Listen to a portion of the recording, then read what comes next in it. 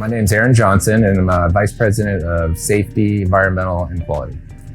Well, I always had a belief that if you're going to do something in the extractive industries, that you have to do it the best you can. And it's best to do it locally in California, where you're going to follow all the regulations and rules, rather than just exporting an industry to somewhere where it's done cheapest without regulation. And communities' environmental values are not only regulated, but are community values too. My name's Rachel Reed, and I'm the Biological Resources Project Manager at Graniterock. We're here today at Santa Cruz Sand Plant, which has Redlegged Frog that we manage as part of our habitat conservation plan. We have a conservation easement.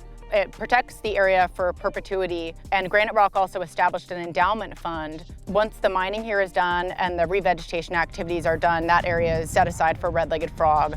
We actually updated our revegetation plan to enhance habitat for Redlegged Frog. Well, we realized you really need a mosaic of habitat for the frog, for all the life cycles of the frog. And we had to hire great operators. They're very careful about when they operate ponds, when they do pre-construction surveys, all this while they're running a mine site as well. It's really a company effort, creating awareness, and then investing in hiring great people that can learn these things. So there's a whole team of people now that specialize in these various ways.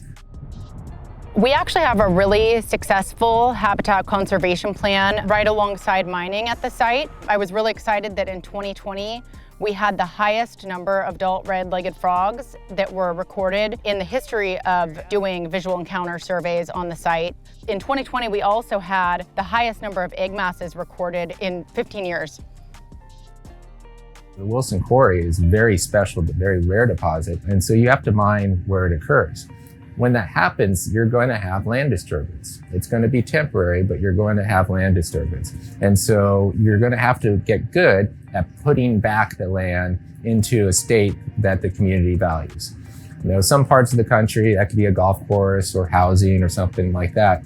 California, we really value open space, and specifically open space that fosters native plants and animal communities. The opportunities were to really focus on what habitats that can foster endangered species and other species that we value in California.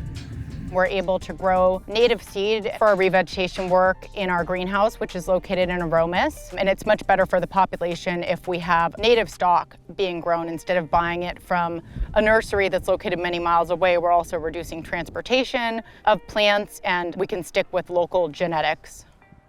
The success rate for replanting these trees is near perfect. We're not having any die-offs, and we're planting north of 6-to-1 per the permit. So there's going to be 6 times more oaks out there than when we started on that part of the habitat that we're planting back.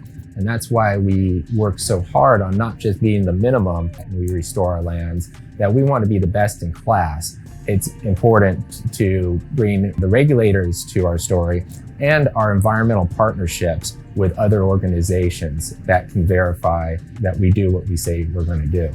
But I've always said, take your liabilities and turn them into opportunities. And so many companies would look at these permits as liabilities and draining the bottom line. We look at it as opportunities to show that we can uphold society's values, meet regulatory requirements, and do it better than other people. And we will be able to continue for the next 100 years.